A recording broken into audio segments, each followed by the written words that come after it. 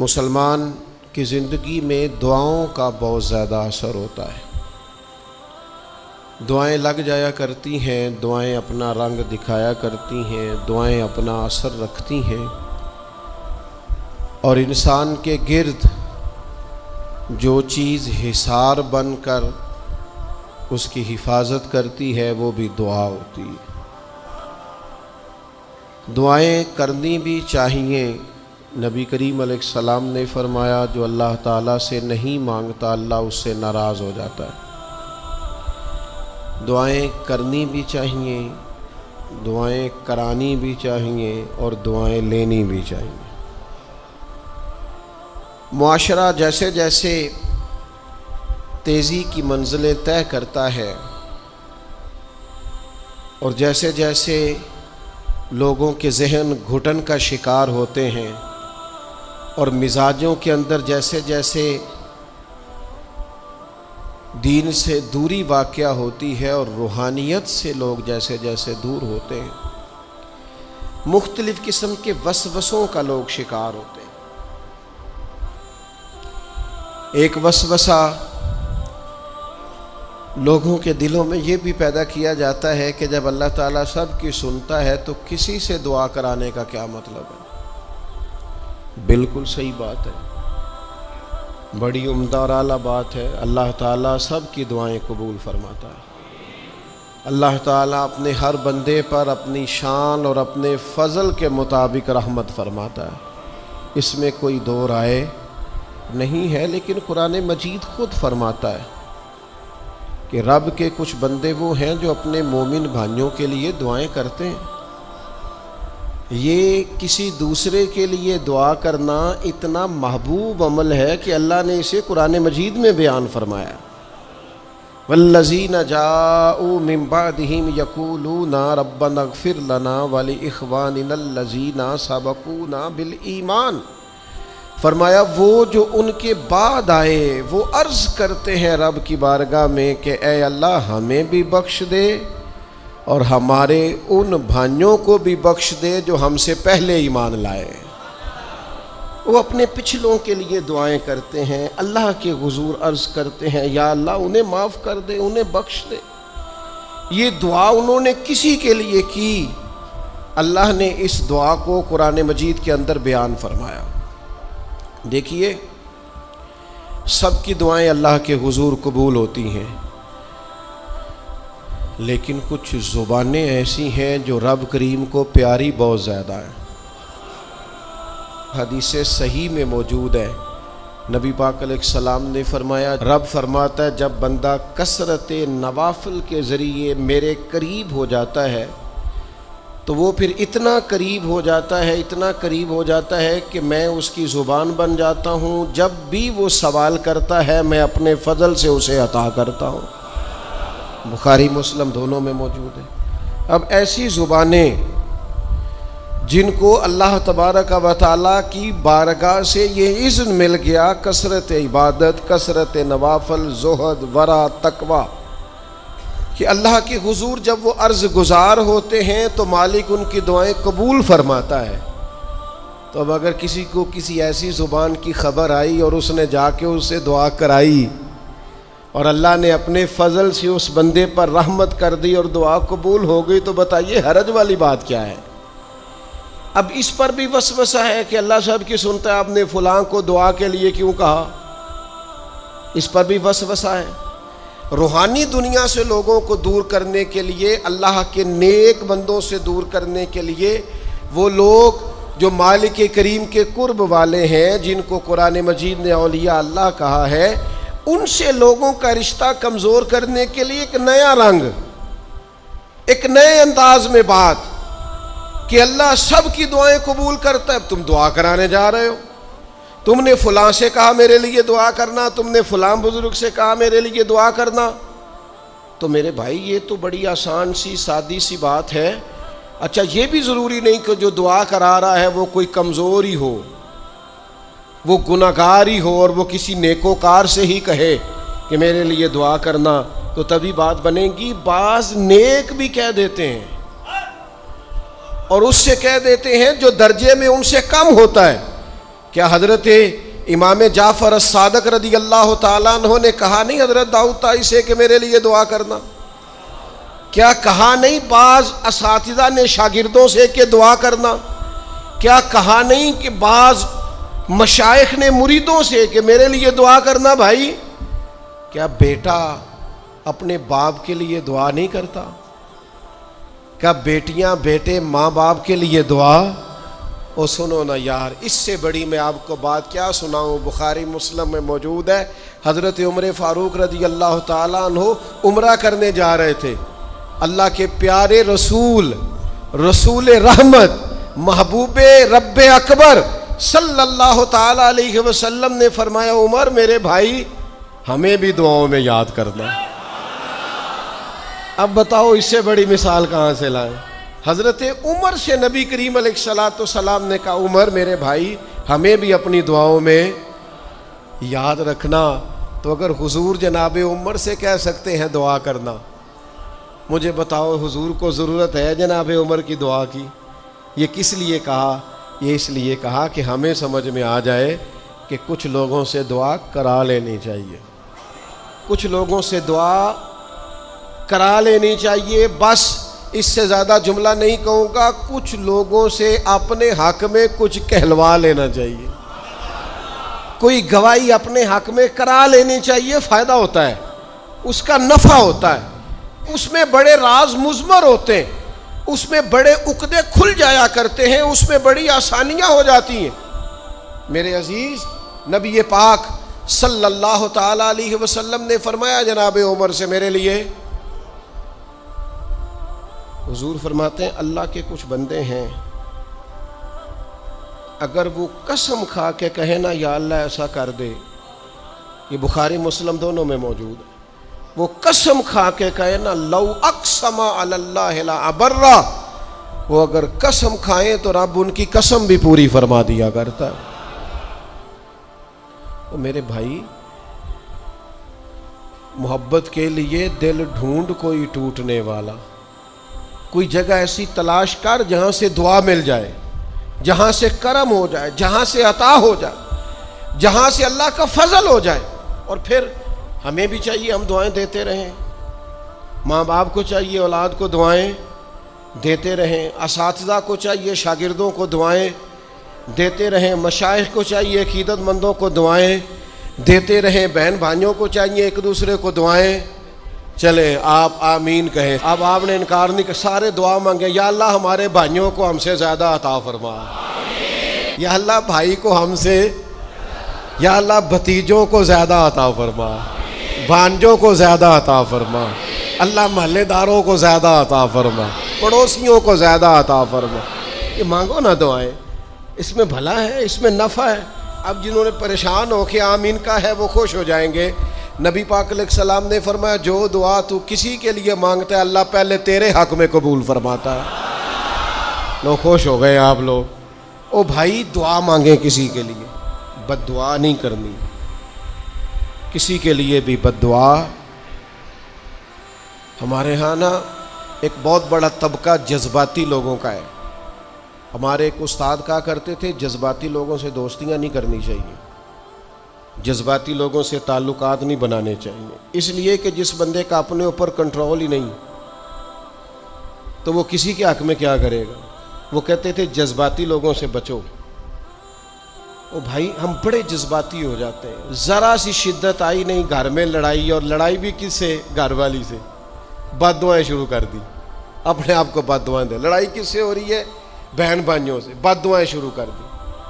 ماں باپ سے لڑائی ہوئی، بد دعا دے رہے، اور بڑی بڑی تلخ ہو کے، بڑی بڑی سخت ہو کے. او بھئی آپ کیوں ایسے جملے کہتے ہیں، کیوں سخت لفظ بولتے ہیں؟ صحیح مسلم میں حدیث ہے، نبی پاک علیہ السلام نے 3 چیزوں کا نام لے کے فرمایا نہ اپنے آپ کو بد دعا دینا، نہ اپنی اولاد کو بد دعا دینا، نہ اپنے مال کو بد دعا دینا.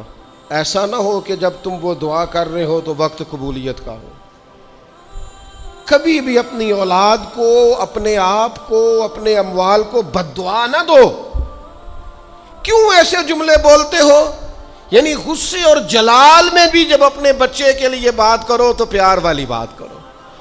غصے میں، جلال میں، جذباتیت میں بھی بہن بھائیوں کے لیے، گھر والوں کے لیے، اپنے لیے بات کرو تو محبت والی بولی بولو، کبھی بھی اپنے لفظوں کو سخت نہ کرے۔ ہمارے ہاں 1 منٹ لگتا ہے، لوگ کہتے ہیں اللہ کرے میں مر جاؤں، اللہ کرے میں تباہ ہو جاؤں، اللہ کرے میں، او بھائی تو ٹھہر جا، اللہ تعالیٰ نے زندگی تجھے اپنے فضل سے عطا فرمائی ہے، تجھے کیا مصیبت بن گئی ہے، تو کہاں سے نکلا ہے، تو کہاں پہنچ گیا ہے، تو کیسے کہتا ہے میں مر جاؤں؟ تو اپنی جان کا مالک ہی نہیں، تو مالک ہوتا تو اپنی مرضی کے خاندان میں پیدا ہوتا، اپنی مرضی کی تاریخ کو پیدا ہوتا، اپنی مرضی کے ملک میں پیدا ہوتا، تو اپنی جان کا مالک ہی نہیں۔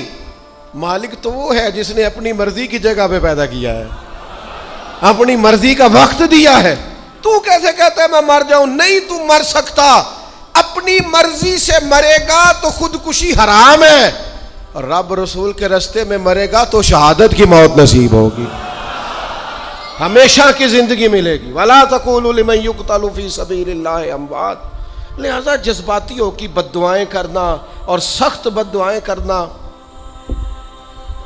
میرے ابا جی بھینس کو بد دعا دینے سے بھی منع کرتے تھے، اور میں کبھی کبھی حیران، جب ہم نے یہ حدیثیں پڑھی نا بعد میں کہنا سا یار ان پڑھ بندیاں نے کتوں سبق لیا۔ جانور کو، بھینس کو، وہ کسی وقت کو تنگ آتے نا تو کوئی سخت لفظ کہتا تو کہتے نا بھائی مال نو بد دعا نہیں دئی دی، تو اس وقت تو مطلب سمجھ نہیں تھی کہ یار مطلب مال نو بد دعا نہیں دئی دی، ایڈی کیڑی میرا مطلب ہے، مشکل ہے ان بندہ ماج نو بھی مندہ نہ آکھے۔ لیکن وہ جب روایات پڑھیں بعد میں تو سمجھ آئی کہ کچھ علوم کتابوں میں ہیں، اور چونکہ مسلمان سینہ بسینہ آ رہے ہیں تو کچھ تربیتیں ایسی ہیں جو لفظوں میں تو نہیں، لیکن بڑے بوڑھوں نے جو سنا سیکھا ہے وہ اپنے پلے سے باندھا ہوا ہے، انہوں نے اپنی گرہ سے اچھی طریقے سے کر کے باندھا ہے۔ بد دعا نہیں، آپ دعا کریں، آپ اچھے لفظوں میں، اور کوئی بندہ مل جائے نا، میں ویسے میں نے کئی دفعہ کہا ہے، پھر کہتا ہوں، آج کل نا کوئی میرے جیسے بندے کو چلو اونچی کرسی پہ بیٹھتا ہے، نماز پڑھاتا ہے، پگڑی باندھتا ہے، تو کوئی بندہ نیک سمجھ بھی لے تو دعا نہیں کراتا، فوٹو ہی لیتا ہے۔ پہلے لوگ دور سے آتے تھے تو آ کے کہتے تھے دعا کرانے آئے ہیں، اب وہ کہتے ہیں بڑی دور سے چل کے آیا ہوں جی، بڑی مہربانی، تو کہتے ایک فوٹو مل جائے گی۔ وہ اللہ کے بندے، ہم دعا دے رہے ہیں تو فوٹو لے رہا ہے۔ پھر ایک اور گل آج کل بڑی عام ہے، وہ کہتے جی ذرا یادگیری رہندی ہے، تو میں کہ غوث پاک دی تے کوئی فوٹو نہیں، سانو تے ہر ویلے یاد رہندے نے، کوئی فوٹو نہیں، ہمیں تو کبھی نہیں بھولے۔ خواجہ اجمیر کی کوئی فوٹو نہیں، ہماری نس نس میں آباد ہے۔ امام اعظم ابو حنیفہ کی کوئی فوٹو نہیں، لیکن ہم تو حنفی ہیں، ان کا نام لے لے کے جیتے ہیں۔ میرے حضرت صاحب کے ساتھ کوئی فوٹو نہیں، جرت ہی نہیں تھی، اتنے قابل ہی نہیں تھے کہ ساتھ کھڑے ہو سکے۔ وہ میرے گھر کبھی نہیں آئے، اور میں سمجھتا تھا گھر اس قابل بھی نہیں کہ اتنی بڑی ذات کو میں کہوں کہ تو میں کو جیتے دل بر سونا، اور کتنا سونا، او سونا تے رج کے سونا، تے سونا جی میں سویرا، میں کو جاتے رج کے کو جاتے کو جا جی میں ہنیرا۔ کبھی اتنی ضرورت ہی نہیں کی، اتنی طاقت کے ساتھ کھڑے ہو کے کہیں کہ میں تیرے برابر ہوں تو فوٹو بنا، اتنی ضرورت کبھی ہوئی نہیں۔ لیکن کیا کریں، دور بدلا، حالات بدلے، زمانہ بدلا، طور طریقے بدلے۔ وہ کبھی لوگ مشائخ کے پاس دعائیں لینے جاتے تھے، کہتے تھے ہم آئے ہیں کوئی دعا کر دیں، وقت بدل گیا، 30 سیکنڈ کی ویڈیو رہ گئی۔ او خدا کے بندو، تھوڑا سا روحانی زندگی کی طرف آؤ، روحانی زندگی کی طرف۔ او بھائی دعائیں کرائیں، اپنے لیے گواہیاں پکی کریں، اپنی والدہ سے، اپنے والد سے، اپنے دادا سے، اپنے نانا سے، اپنی نانی سے، اپنی دادی سے، اپنے بہن بھائیوں سے، اپنے دوستوں سے، اپنے مرشد سے، اپنے استاد سے دعا کراؤ۔ ان سے کہو ایک دفعہ میرے لیے ہاتھ اٹھا دے اللہ کی بارگاہ میں صحیح روایت پیش کرتا ہوں، میرے نبی کریم نے فرمایا تھا عمر فاروق سے، سیدنا عمر سے، قطعی جنتی عمر جن کا حضور جنت میں محل دیکھ کے آئے، نبی کریم نے فرمایا تو عمر لوگ حج کرنے آئیں گے، جہاد کے لیے آئیں گے، اگر یمن والے لوگ آئے اور تجھے ان میں سے میرا اویس کرنی مل گیا تو عمر اس سے اپنے لیے دعا کرا لینا، عمر اویس سے دعا کرا لینا، اسے کہنا تیرے لیے دعا کر دے۔ حضرت فاروق اعظم ڈھونڈتے رہے، ملاقات ہوئی سیدنا اویس کرنی سے، کہا دعا کر دے یار میرے لیے۔ وہ ڈھونڈو، کوئی بیٹھا ہوا مجھے دور دعا دیتا ہے، میں ڈوبتا ہوں پر سمندر اچھال دیتا ہے۔ او بھائی اپنے حق میں دعائیں التجائیں اللہ کے حضور۔ کچھ لوگوں کی عرض، میں آپ سے عرض کروں، کچھ لوگوں کو دعا لگ جاتی ہے۔ آپ کو جو آدمی بڑا چمکتا دمکتا اجلا نظر آئے نا، اس کا کبھی ماضی ٹٹولو گے نا تو کبھی کوئی اس کے گھر سے روٹی کھا گیا تو فقیر اور اس نے ذوق سے کھلائی تھی، کبھی پیچھے سے ٹٹولو گے تو کوئی روٹی کھا کے دعا کر گیا تھا، کوئی چند گھڑیاں دروازے پہ رہا تھا، اس نے نیکی کی تھی دعا کر گیا تھا۔ کبھی ٹٹولو گے ڈھونڈو گے تو بیمار ماں نے کسی کو دعا دی تھی کہ پتر اللہ تیرے اوپر فضل کرے، کسی کے بوڑھے باپ بیمار نے دعا دی تھی اللہ تجھے کسی کا محتاج نہ کرے، کسی نے دعا دی تھی۔ وہ دعا ہے جو اس کے دائیں بائیں آگے پیچھے چلتی ہے۔ حضرت مولا علی شیر خدا رضی اللہ تعالیٰ عنہ گرمیوں میں بھی موٹے کپڑے پہن کے پھرتے تھے۔ لوگوں نے کہا حضور سخت گرمی اور پھر آپ تو بڑے دلیر آدمی، جوان اور گرمیوں میں بھی موٹے کپڑے۔ فرمانے لگے نبی کریم نے دعا دی تھی کہ اللہ علی کو موسم کی شدت سے بچا کے رکھنا، موسم کوئی بھی ہو علی پہ اثر ہی نہیں کرتا، شیر خدا پہ اثر ہی نہیں ہوتا، موٹے پہن لوں پتلے پہن لوں، اللہ میرے جسم کو موسم کی شدت سے محفوظ رکھتا ہے۔ اپنے لیے دعائیں سمیٹ چکروں میں نہ پڑھیں، وہ جی سب کی اللہ سنتا ہے، کس نے کہا نہیں سنتا؟ لیکن کچھ ایسے ہیں جو ہاتھ اٹھا دینا تو رب کریم قبولیت سے فرماتے ہیں دیر نہ کرنا، ذرا جلدی جانا، قبولیت سے اللہ کہتا ہے۔ کچھ ایسے ہیں جو ہاتھ اٹھا دینا ہاتھ تو اللہ تعالیٰ مرحوم خورشید گیلانی سے اللہ تعالیٰ ان پر فضل کرے۔ کچھ تھوڑا ربط رہا، انہوں نے نا ایک جملہ اپنی والدہ کے لیے کہا تھا، کہنے لگے میری اماں ان پڑھ تھی، اپلے تھاپتی تھی اور ان کا آنچل دوپٹہ بھی کئی دفعہ میلا رہتا تھا، پر مرحوم گیلانی صاحب کہتے ہیں میری ماں کبھی میلا دوپٹہ بھی سامنے کر کے اللہ سے میرے لیے رحمت مانگتی تھی تو مجھے لگتا تھا مالک نے فضل فرما دیا۔ بھائی اپنے لیے رحمت اپنی والدہ سے، والد سے، بوڑھوں سے، بزرگوں سے دعائیں لیں۔ کچھ دعائیں ایسی ہوتی ہیں جو کرم کر دیتی ہیں، جو آسانی۔ اور ایک دوسرا پہلو بھی ہے، کبھی کسی بندے کو اتنا تنگ نہ کرنا کہ وہ اتنی تکلیف میں آئے کہ وہ خود تو کچھ نہیں کر سکتا، ماڑا ہے، لیکن پھر وہ رات کو اپنے رب کی بارگاہ میں بیٹھ کے کہے کہ تو حاکم و عادل ہے مگر تیرے جہاں میں ہے تلخ بہت بندہ مزدور کے اوقات۔ پھر ایسا نہ ہو غریب ہے، ماڑا ہے، خود تو کچھ نہیں کر سکا، پھر اللہ کی بارگاہ میں تیری شکایت کرے، ایسا نہ کرنا۔ میرے نبی پاک علیہ السلام کے درویش صحابی تھے حضرت سعید بن زید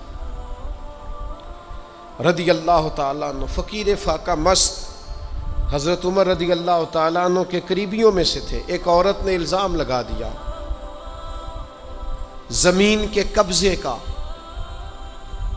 میں کیسے آپ سے کہوں کہ جب لوگ کسی ایسے شخص پر جس نے زندگی ساری دیانتداری سے گزاری ہو، لوگ الزام لگاتے ہیں نا تو یہ بھی نہیں سوچتے ہم بات کس کے بارے میں کر رہے ہیں، کھلی ہوئی زبان ہوتی ہے جو مرضی کہہ دیتے ہیں۔ حضرت سعید ابن زید پر الزام لگا دیا، اتنا بڑا آدمی محبوب کا صحابی اور عورت نے الزام لگا دیا۔ اور جب اللہ والے بد دعا دیتے نہیں، لیکن جب کوئی تکلیف اتنی دے کلیجہ پھٹ جائے پھر بندہ کیا کرے؟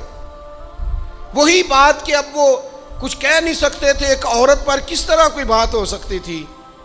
دونوں ہاتھ اللہ کی بارگاہ میں اٹھائے، یہ صحیح حدیث میں موجود، دونوں ہاتھ اللہ کے حضور اٹھا کے عرض کرنے لگے مالک اگر یہ عورت جھوٹی ہے نا تو پھر اسے اندھا کر دے اور اس کی قبر اس کے گھر میں بنا دے۔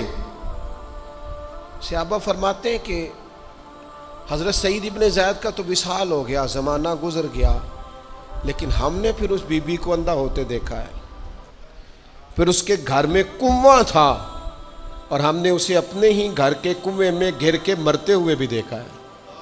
اس لیے کہ جب آپ کسی کو تکلیف دیتے ہیں، جب آپ ستاتے ہیں، جب آپ وہ بات کرتے ہیں جو اس بندے میں موجود نہیں ہے، جب آپ جھوٹ بولتے ہیں اپنے نفس کی تسکین کے لیے، جب آپ زیادتی کرتے ہیں صرف اپنی انا کے لیے، تو پھر بعدوں کا دعائے ضرر نکلتی ہے منہ سے، دعائے ضرر، اور یہ رد عمل کے طور پر نکلتی ہے۔ نبی پاک رحمت للعالمین ہے، لیکن جب حضور گزرے نا ایک دن طواف بیت اللہ شریف کر کے، تو کفار نے پھبتیاں کسیں، بار بار بلا بھلا کا، ایک طواف بھی حضور نے کر لیا، دوسرا بھی کر لیا، تیسرا بھی، اور پھر انہیں اوجڑیاں ڈالی، کئی تکلیفیں دی، تو اس وقت حضور نے پھر دعا کی تھی، اے اللہ گن لے ان لوگوں کو، گن مالک ان بندوں کو، یہ اتنی تکلیف دیتے ہیں۔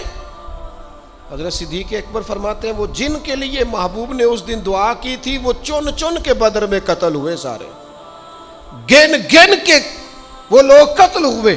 کیوں ہم کسی کو اتنا ستائیں کہ اس کے منہ سے پھر ایسے جملے نکلیں جو ہم سے سنبھالیں نہ جا سکیں۔ حضرت سعد بن ابی وقاص، بخاری مسلم دونوں میں حدیث، حضرت عمر نے انہیں کوفے کا گورنر بنایا تھا، حاکم بنایا تھا۔ کچھ لوگ حسد کی وجہ سے نیک لوگوں پر تنقید کرتے ہیں، اپنے ذاتی حسد کی وجہ سے اللہ کے بندوں کو ستاتے ہیں، پھبتیاں کستے ہیں، زبانیں کھولتے ہیں، اور آپ فرماتے ہیں جس نے میرے ولی سے دشمنی کی میرا اعلان جنگ ہے۔ حضرت فاروق اعظم رضی اللہ تعالیٰ عنہ نے حضرت سعد بن ابی وقاص کو حاکم بنایا کوفے کا، تو کچھ لوگوں نے شکایتیں کی، تو حضرت عمر نے کہا جاؤ پتہ کرو جا کے، معلومات کی، تو ہر بندہ کہنے لگا اتنا اعلیٰ تو بندہ ہو ہی نہیں سکتا جتنے حضرت سعد بن ابی وقاص ہے۔ ایک بندہ کھڑا ہوا، صرف ایک، وہ کہنے لگا نہ تو یہ جہاد میں جاتے ہیں، نہ مال غنیمت صحیح تقسیم کرتے ہیں، نہ یہ عدل و انصاف کرتے ہیں۔ 3 شکایتیں اس نے لگائیں۔ حضرت سعد بن ابی وقاص چونکہ زندگی ساری محنت کی تھی، جہاد کیا تھا، ساری زندگی انصاف میں گزاری تھی، دل ٹوٹ گیا، اللہ کی بارگاہ میں عرض کرنے لگے مالک اگر یہ ریاکاری کے لیے کہہ رہا ہے نا، یہ باتیں جھوٹ بول رہا ہے، تو پھر اس نے 3 الزام لگائے ہیں، تو میں 3 دعائیں کرتا ہوں، اس بندے کی عمر لمبی کر دے، اس کا فاقہ بڑھا دے، اور اسے فتنوں میں مبتلا کرنا میرے مالک۔ یہ دعا نکلی حضرت سعد بن ابی وقاص کی زبان سے۔ صحابہ اور تابعین فرماتے ہیں وہ بندہ اتنا بوڑھا ہو گیا، حضرت سعد بن ابی وقاص تو وصال کر گئے، بڑی شان سے دنیا سے گئے، لیکن وہ اتنا بوڑھا ہو گیا کہ اس کی بھویں جھک گئی تھیں، اور فاقے کا یہ عالم تھا کہ فاقہ ختم ہی نہیں ہوتا تھا، اور فتنوں کا یہ حال تھا کہ بڑھاپے میں بھی معاذ اللہ چوکوں میں کھڑی عورتوں کو چھیڑ دیتا تھا، اور لوگ جوتے مارتے، تکلیف دیتے، باز کیوں نہیں آتا، تجھے شرم کیوں نہیں آتی؟ تو کہتا تھا لوگوں میں کیا کروں، مجھے حضرت سعد بن ابی وقاص کی بد دعا لگ گئی، میں نے ان کو ستایا، دل توڑا، اذیت دی، کیوں ہم اس طرح کے لفظ کہیں؟ میں جانتا ہوں اس بوڑھی عورت کو جس کی بیٹی کو کسی نے بڑا ہی ستایا تھا سسرال والوں نے، اور خامد اس کا موجود نہیں تھا، تو وہ اپنے وہاں سے نکلتے ہوئے نا واپس گھر سے، تو وہ دروازے پہ کھڑی ہو کے کہہ رہی تھی حضرت صاحب میں گزر رہا تھا، حضرت صاحب گل سننا، بچیوں کا باپ کوئی نہیں، ایک بھائی ہے بیچارہ کدھر کدھر جائے، ہر چوتھے دن میں یہاں آ کے منتیں کر کے دوپٹے پھینک کے بچی چھوڑ کے جاتی ہوں، آج میں نے اپنا مقدمہ رب کی بارگاہ میں پیش کر دیا، آپ گواہ رہے نا، میرا جرم صرف ہے کہ میں بیٹیاں دی ماں ہوں، گواہ رہنا آپ، میں نے مقدمہ اللہ کے حضور درج کرا دیا ہے، بیٹی کو حوصلہ دے کے جاتی ہوں، خود نہیں سوتی میں ساری رات، مجھے پتہ ہے میری بیٹی کے ساتھ زیادتی ہو رہی ہے، اور ان کو بھی پتہ ہے لے جا کوئی نہیں سکتے، بندے ماڑے ہیں، تو یہ روز ظلم کرتے ہیں، اب میں نے وہ مقدمہ درج کرا، آپ گواہ رہنا، میں نے بڑا منایا اس اماں کو، میں نے کہا میں اتنے سخت جملے نہ کہنے لگی کلیجہ اندر سے پھٹ گیا، چھلنی ہے۔ ایک شخص کے کمرے میں جاتی تھی معافی مانگنے، چلو بچی سے غلطی ہو گئی تو اٹھ کے دوسرے کمرے میں چلا جاتا تھا، میں دوسرے میں جاتی تھی کیونکہ میں بیٹی والی ہوں۔ اب میں نے مقدمہ درج کرا دیا ہے، اب میرا رب جانے بہتر انصاف، میں بڑا اللہ کا گناہگار بندہ ہوں۔ میں نے پھر واقعی وہاں انصاف ہوتے دیکھا، میں نے وہ رنگ بدلتے اور حالات تبدیل ہوتے دیکھے۔ یہ یاد رکھنا زندگی خود بھی گناہوں کی سزا دیتی ہے، یہاں بھی زندگی خود بھی گناہوں کی سزا دیتی۔ یاد رکھنا، ذرا احتیاط سے منہ کھولنا کسی کے بارے میں، اللہ کے بندوں کے بارے میں اپنی زبانیں ذرا احتیاط سے کھولنا، ذرا خیال کرنا، کسی غریب کے بارے میں جملے سوچ کر بولنا، کسی کمزور کا مذاق اڑانا تو معاذ اللہ ذرا ہوش کرنا، اللہ سے ڈر کے بات کرنا، اس لیے کہ بڑی جلدی انصاف کا وقت آنے والا ہے، بڑی جلدی حالات بدلنے والے ہیں۔ تلک الایام نداولھا بین الناس، اللہ لوگوں کے درمیان دن بدل دیا کرتا ہے، پھر لوگوں کو جگہ نہیں ملتی چھپنے کی، روک چھپانے کی۔ دو ہی باتیں آج آپ کے سامنے رکھی ہیں، ایک تو نیکوں سے دعا لے لو، اللہ والوں سے دعا لے لو، ماں باپ سے دعا لے لو، بزرگوں سے دعائیں، اور دوسرا بد دعاؤں سے بچ جاؤ، دعائے ضرر سے بچ جاؤ۔ کسی کو اتنا نہ ستاؤ کہ وہ بیچارہ خود کچھ نہ کر سکے اور اللہ کے حضور تمہاری شکایت کرے، بچو۔ وہ میں نے بہت پرانا ایک جملہ کہا تھا، پھر کہتا ہوں، غریبوں کی بد دعائیں دن میں نہیں ستاتی، غریبوں کی بد دعائیں رات کو ستاتی ہیں۔ جب اے سی پورا لگا ہو، گھر پورا بہترین بنا ہو اور نیند نہ آئے، اور اپنے ہی گھر سے خوف آئے، اور اپنے ہی مقام سے بندہ بے چین ہو کے اٹھے، اور کبھی چھت پہ اور کبھی نیچے، اور پتہ نہیں مجھے کیا ہے اور پتہ نہیں مجھے کیا ہے، تو پھر وہ استغفار کرے، پھر وہ جس کو ستایا اس سے معافی مانگے، پھر جس کا دل توڑا ہے اس سے جا کے اللہ کی رضا کے لیے معافی مانگ کے آئے۔ اس لیے کہ کچھ سکون ایسے ہیں جو صرف معافیوں سے ملتے ہیں، وہ صرف کسی کو راضی کرنے سے حاصل ہوتے ہیں۔